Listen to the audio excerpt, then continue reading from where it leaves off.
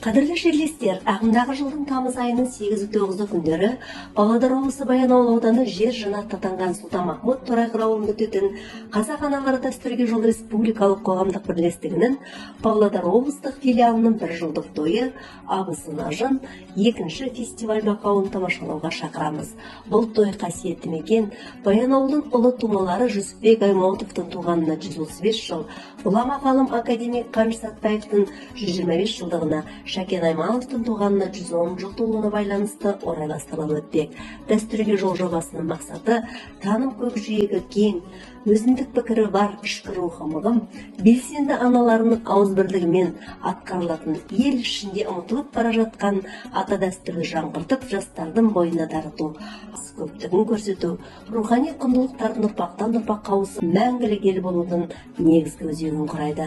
Бағдарламада бірінші күні 8 күні таңғы сағат 10-да Торайғыр ауылындағы Торайғыров кесенесіне барып зиярат ету. Жиналған халық Павлодар өңірлерінен келген қонақтар шебер аналардың қолдарынан шыққан тарихта есімдері қалған ұлы аналардың портреттерін тамашалайды. Сағат 11-де Абысын Ажын татулығы қойылымы көрсетіледі. Екінші күні хас шебер Қажана бірнеше байқаудың жүлдегері Гүлайым Акубаеваның қолынан шыққан қазақ аналарының әр ру, әр дәуірде киген бас киімдерінің көрсетілім дефилесі өтеді. Осы жобаның авторы әрі төрайымы, елімізге танымал әнші, актриса, қоғам қайраткері, президент жанындағы әйелдер ісі және отбасы демографиялық саясаты жөніндегі ұлттық комиссиясы мен парламент сенатының мүшесі Айнұр Серікқызының ұлттық дәстүр халық қазынасы тақырыбында өтетін конференцияның куәсі боласыздар.